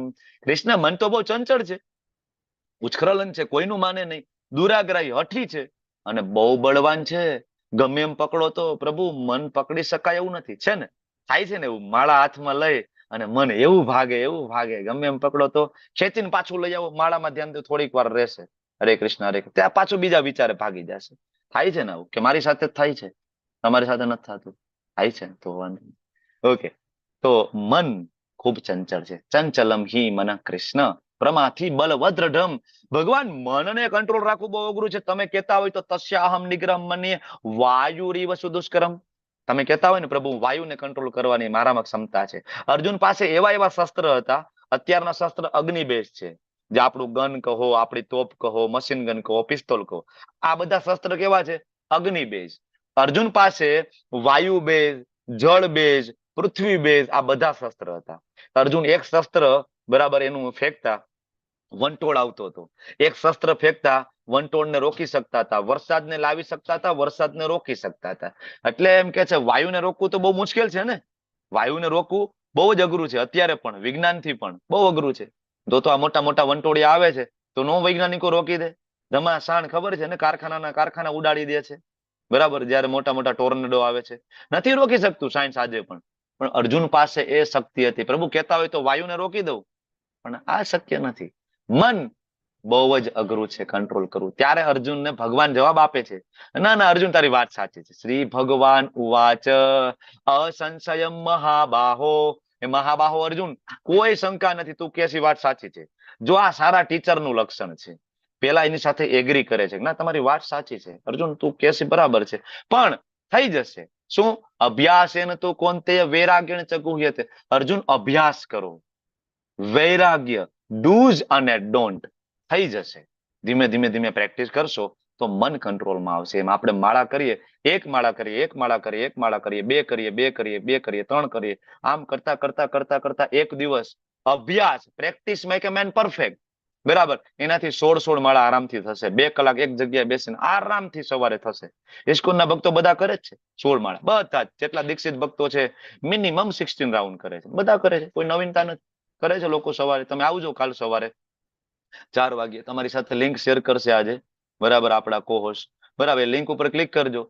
સવારે 4 વાગે તમને અત્યારે જે ક્લાસમાં તમને જે પાર્ટિસિપન્ટ દેખાય છે એ વિડીયો ચાલુ કરીને સવારે 4 વાગે બેઠા બેઠા માળા કરતા હશે, આંખ બંધ કરીને. સરસ. 4 વાગે આવજો.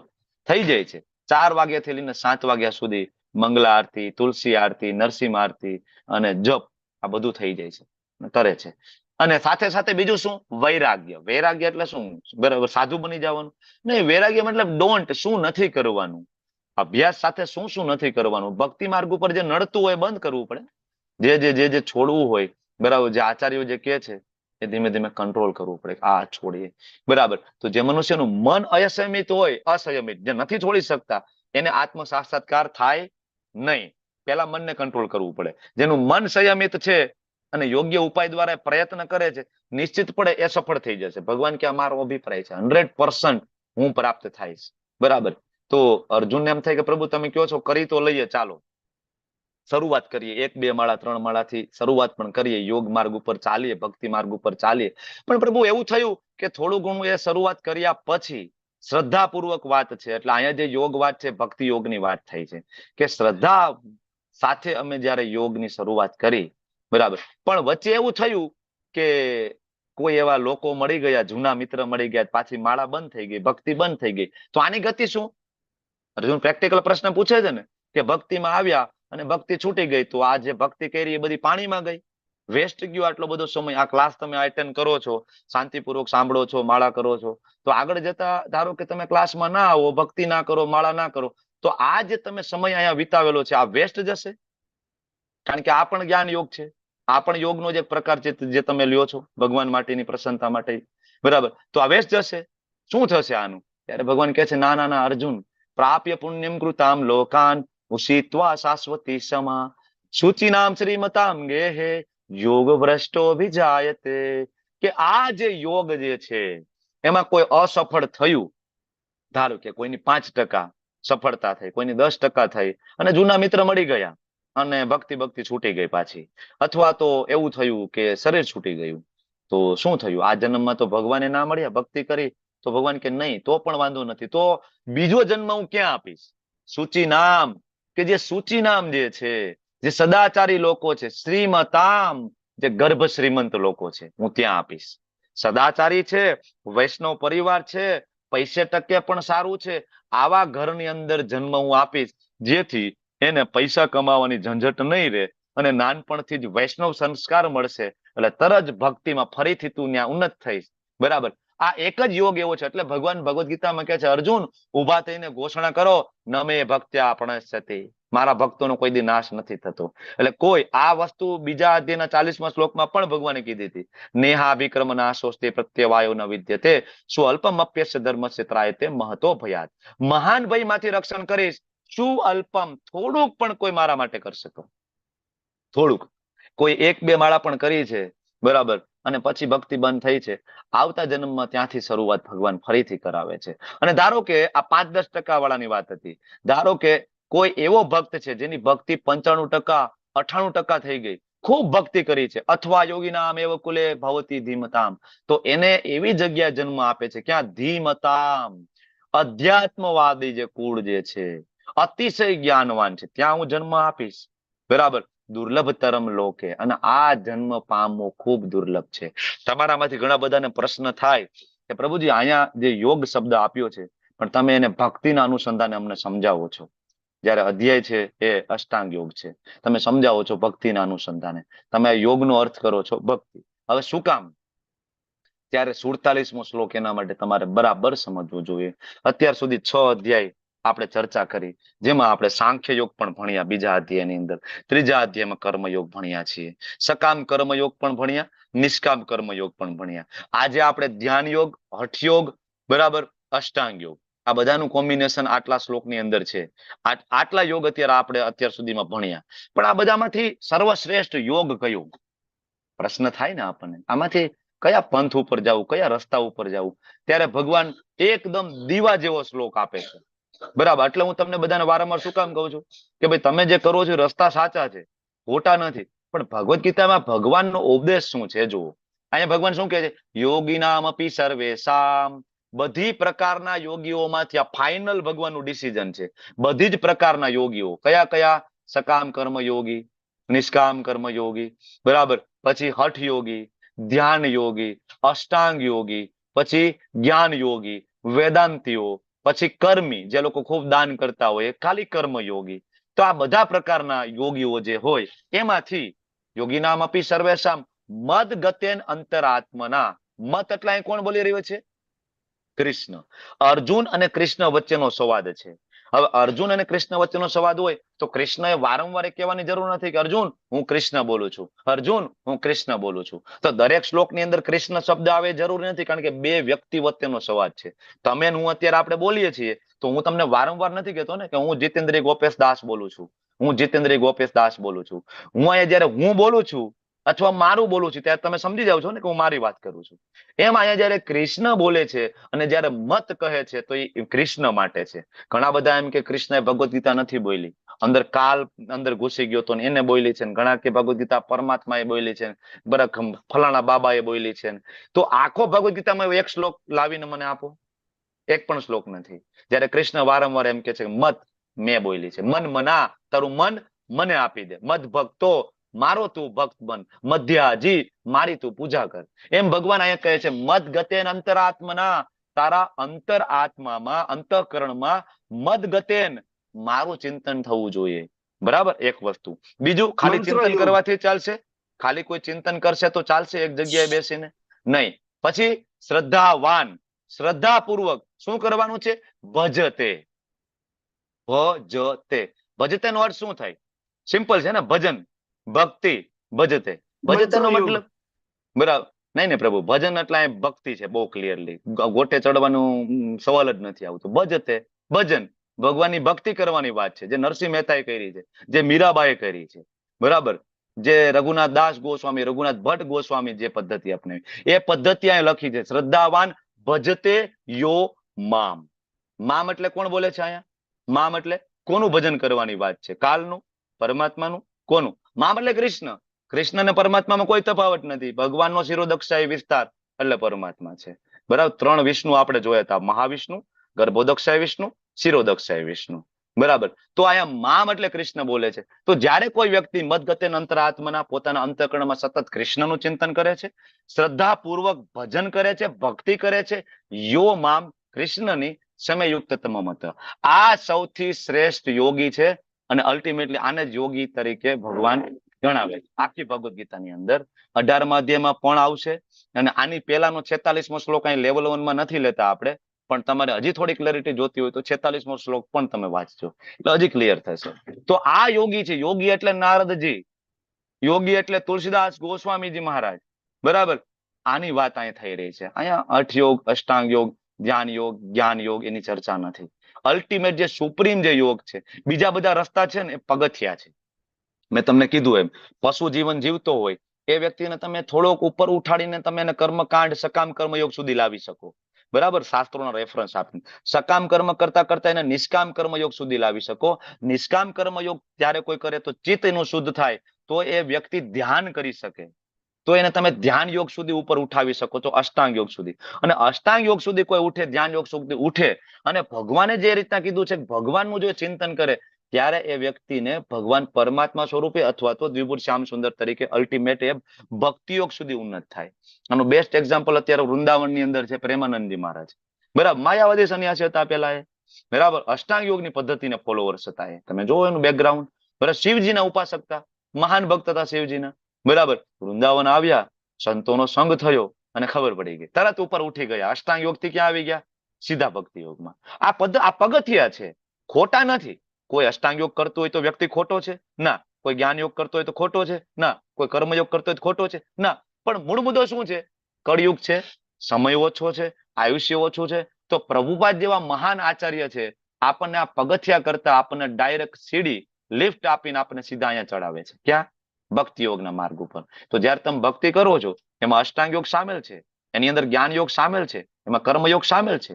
તમે સવારે 2 કલાક જયારે એક જગ્યાએ બેસીને હરે કૃષ્ણ મહામંત્રનું ચેન્ટિંગ કરો છો, ધ્યાનપૂર્વક, એ અષ્ટાંગ યોગની સાધના છે. બરાબર. જયારે તમે ભગવદ ગીતા વાંચો છો, બરાબર, ભાગવતમ વાંચો છો, જ્ઞાન યોગની સાધના છે. અને જયારે તમે કૃષ્ણ પ્રીત્યાર્થે તમે કર્મ કરો છો, બરાબર, એ કર્મયોગની સાધના છે. તો ભક્તિ યોગની અંદર બધું જ છે. જયારે કોઈ વ્યક્તિને તમે વૈષ્ણવ બનાવો છો, તેને બીજું શીખડાવવાની જરૂર નથી. બરાબર. ભક્તિ યોગ છે, સર્વોચ્ચ છે. બરાબર. અને હજારો લોકો, લાખો લોકો આ પદ્ધતિને અપનાવી છે. બરાબર. કારણ કે શ્રીમદ ભાગવતમમાં આ શ્લોક છે, 12મો સ્કંદ, 3જો અધ્યાય, 52મો શ્લોક. મેં હમણાં વચ્ચે તમને કીધું એ કૃતેજ અધ્યાય તો વિષ્ણુ. બરાબર. કે સતયુગની અંદર ભગવાન વિષ્ણુ ઉપર મેડિટેશન, ધ્યાન, અષ્ટાંગ યોગની સાધના, યમ નિયમ આસન પ્રાણાયામ પ્રત્યાહાર ધારણા ધ્યાન અને સમાધિ. ધ્યાય તો ત્રેતાયામ યજતો મખે, મખે એટલે યજ્ઞ.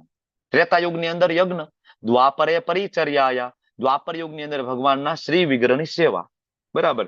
અને કલો તદ હરિ કીર્તના. કળિયુગની અંદર શું? માત્ર હરિનું નામ. બરાબર. તો આ અલગ અલગ યુગ પ્રમાણે અલગ અલગ પ્રિસ્ક્રાઇબ ડ્યુટી શાસ્ત્રમાં આપી છે. બીજા થોડાક રેફરન્સ હું તમને આપી અને આ ક્લાસને હું કન્ક્લુડ કરું છું.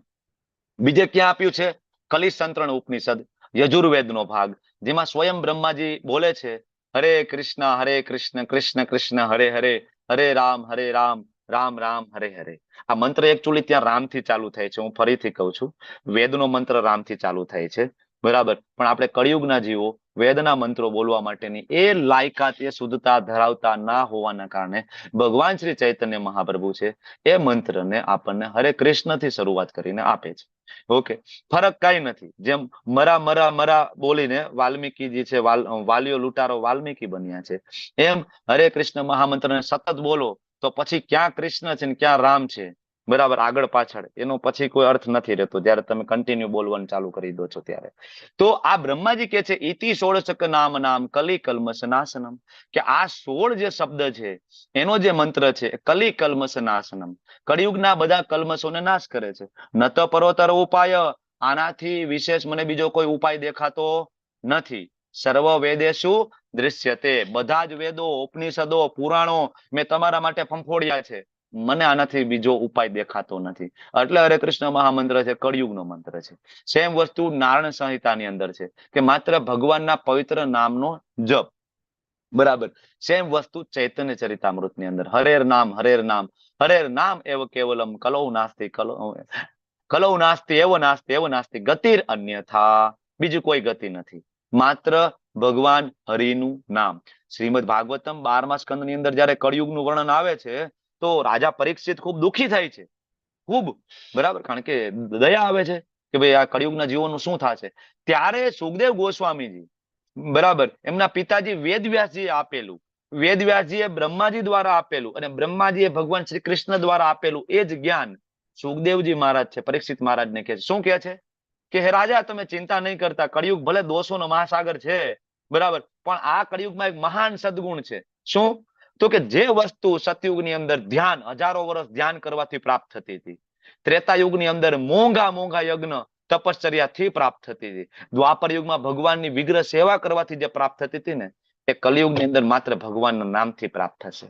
જો કોઈ વ્યક્તિ ખાલી ભગવાનના નામનો સહારો લેશે, બરાબર, તો પણ એ ભગવત ધામને પામશે. કળિયુગની અંદર આ મહાન સદગુણ છે. અને સ્વયં ભગવાન 10મા અધ્યાયના 25મા શ્લોકમાં આપણને કહેશે યજ્ઞ નામ જપ યજ્ઞોસ્મી. કળિયુગની અંદર અલ્ટિમેટલી જે યજ્ઞ છે જપ નામનો જે યજ્ઞ છે. એટલા માટે અમે હરે કૃષ્ણ મહામંત્ર કરીએ છીએ. ગૌડીય વૈષ્ણવ સંપ્રદાય, 4 વૈષ્ણવ સંપ્રદાયની અંદર ભગવાનના પવિત્ર નામનું જપ કરવામાં આવે છે, બરાબર. બધી જગ્યાએ સંકીર્તન કરીએ છીએ. ઇસ્કોનના તમે લોકો જો, બરાબર, રોડ ઉપર નીકળે છે, બરાબર, તો આ ચેન્ટિંગ કરતા પહેલા આપણે પંચતત્વ મંત્ર બોલીએ છીએ, જેની આપણે વાત પહેલા થઈ છે. અને આ મંત્ર સંભળાય એમ કરવાનો છે, કારણ કે આ નામ છે.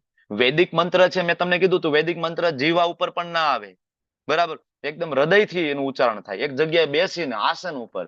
પણ જયારે આ નામ છે એટલે મહામંત્ર બને છે ત્યારે એનું મોટેથી ઉચ્ચારણ કરવાનું છે, જેથી બીજા જીવોના કાનમાં પણ પડે. હરિદાસ ઠાકુર તો ત્યાં સુધી કહે છે કે તમારા ઘરમાં તમે ભગવાનના નામનો જપ કરતા હોય તો એટલીસ્ટ તમને સંભળાય એટલો કરો. શું કામ? તમારા ઘરમાં કરોડિયાનું ઝાડું હોય, કરોડિયાનું, અને એમાં કરોડિયો ફસાયેલો હોય અને એના કાનમાં પણ જો રામ અને કૃષ્ણનું નામ પડશે ને, એનો ઉદ્ધાર થઈ જશે. આને કહેવાય વૈષ્ણવ. વૈષ્ણવ વજન તો તેને કહીએ જે પીડ પરાઈ જાણે રે. આજુબાજુમાં બધાનો ઉદ્ધાર કરતો જાય એ વૈષ્ણવ છે. વૈષ્ણવ ખાલી પોતાનો ઉદ્ધાર કરીને ના જાય, બધાનો ઉદ્ધાર કરતો જાય, બરાબર. એટલા માટે ભગવાનનું નામ મોટેથી લેવાનું છે, જેથી લોકોમાં સુકૃતિ આવે. સ્પષ્ટ નામ લેવાનું છે. આદર, ભક્તિ, એકાગ્રતા પૂર્વક ભગવાનના નામનું ચેન્ટિંગ કરવાનું. એક જગ્યાએ બેસીને કરો, ખૂબ સારી વાત છે, બરાબર.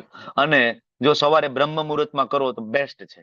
પણ તમને સમય ના મળે, રાતની તમારી એવી જોબ હોય, ઘરના બધા મોડા સૂતા હોય, તમારે પણ મોડું ઉઠવાનું થાય, તો હું એમ કહું કે દિવસના કોઈ પણ સમયે જપ કરો. જપ કરવા માટેનો કળિયુગની અંદર કોઈ નિયમ આપેલો નથી. શિક્ષાષ્ટકમ ચૈતન્ય ચરિતામૃતની અંદર ભગવાન ચૈતન્ય મહાપ્રભુએ આ આપણને નિયમ આપ્યો છે. અને સ્વયં તુલસીદાસજીએ પણ લખ્યું છે રામચરિતમાનસમાં. ભગવાનના નામ માટે કોઈ સમય, કોઈ કાળ, કોઈ શુદ્ધતાની પણ રિક્વાયરમેન્ટ નથી. ઇવન તમે સવારે સ્નાન ના કરેલું હોય ને તો પણ તમે માળા કરી શકો છો. તુલસીજી ઉપર માળા કરી શકો છો, બરાબર. ખાલી આચમન કરીને માળા કરી શકો છો. ખાલી હાથમાં પાણી લઈ ભગવાન વિષ્ણુ નામ લઈ ને છાંટીને તમે જપ કરી શકો છો. કોઈ, બરાબર, સ્નાન કરીને કરવું જોઈએ, ના નથી. હું અહીંયા એમ કે હું તમને એવું પ્રોત્સાહન નથી આપતો કે તમે સ્નાન ન કરતા મોડા ઉઠજો. પણ કળિયુગના જેવો છે, હું એટલા માટે કહું છું કે તમે આટલેથી ચાલુ કરો. ધીમે ધીમે પછી તમે 3:30 વાગે ઉઠીને સ્નાન કરીને 13 તિલક ધારણ કરશો, 24 આચમન કરશો, આસન ઉપર બેસશો ને પછી માળા કરશો. અમારી ગેરંટી છે. પણ આના માટેનું એક સ્ટેજ આવશે, સમય લાગશે. પણ અત્યારે ગમે એમ ચાલુ કરો. અને હા, ગણીને કરવાનું. ઘણા બધા એમ કે ભગવાનનું નામ ગણવાની શું જરૂર છે? ભગવાને પોતે કીધું છે સતતમ કીર્તયંતો મામ યતંતશ્ચ દ્રઢ વ્રત, એક દ્રઢ વ્રત લો કે હું 1 માળા કરીશ, હું 2 માળા કરીશ, હું 108 પારાની માળા ઉપર કરીશ, 16 માળા કરીશ, 36 કરીશ, 24 કરીશ. આ એક નિયમ લેવો જોઈએ, બરાબર. અને જપ કરતી વખતે શું નહીં કરવાનું, મંત્રના એક ભાગનો જપ નહીં કરવાનો, હરે કૃષ્ણ હરે કૃષ્ણ હરે કૃષ્ણ હરે કૃષ્ણ એમ નહીં, આખો મહામંત્ર. અને સુમેરુ મણકા ઉપર જપ ના થાય, એના ઉપર સમાયાચના થાય, આપણે વાત થઈ એ પ્રમાણે. અને પુસ્તક વાંચતી વખતે, ટીવી જોતી વખતે ને મોબાઈલ હાથમાં હોય તો માળા ન થાય. એક હાથમાં મોબાઈલ ને હરે કૃષ્ણ કૃષ્ણ કૃષ્ણ હરે હરે, હરે રામ રામ રામ હરે, આમ ન થાય. ઘણા આવા કરતા હોય છે. એટલે આ કરવું નહીં, અને એનાથી અલ્ટિમેટલી જે આપણે જોઈએ છે એ ફાયદો નહીં થાય. ભગવાનનું નામ તો ગમે એ તરીને ભાય કુભાય અનખ આલસ, તુલસીદાસજી રામચરિતમાનસમાં લખે છે. અરે તમે ગુસ્સામાં પણ જયારે રામ બોલો છો ને તો પણ એનો ફાયદો છે. એટલે કોઈ એમ કે નામ છે આ વિધિથી કરો, હા એનું લેવલ છે, ફાયદાનું એક લેવલ જરૂર છે, પણ ફાયદો બિલકુલ ના થાય એવું નથી. જપ કરવાના ફાયદા, બરાબર. પાપી બધી પ્રતિક્રિયાઓમાંથી ધીમે ધીમે ધીમે તમે મુક્ત થઈ જશો, બરાબર. બધી ખરાબ આદતોમાંથી તમે મુક્ત થઈ જશો. તમને કેવું નહીં પડે કે આ છોડો આ છોડો આ છોડો, મેળ છૂટી જશે ખરાબ વસ્તુ. મનની શાંતિ પ્રાપ્ત થશે, વાસ્તવિક સુખ મળશે.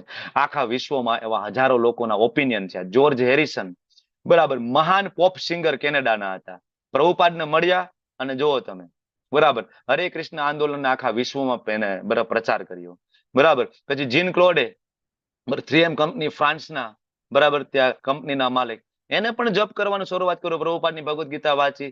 અને આ વ્યક્તિ કોણ છે? ફોર્ડ કંપનીના માલિક, આજે ધોતી પહેરીને બેઠા છે, ફોર્ડ કંપનીના માલિક, બરાબર. અત્યારે પણ છે ધરાધામ, અત્યારે, એવું નહીં કે આ 200-500 વર્ષ પહેલાની વાત કરું છું, અત્યારે છે, જીવે છે, ધોતી કુર્તો પહેરે છે, માળા કરે છે, પ્રભુપાદનો પ્રચાર કરે છે, ફોર્ડ કંપની પણ ચલાવે છે. એવું નથી કે સંન્યાસ થઈ ગયા, વૈરાગી થઈ ગયા છે, ના.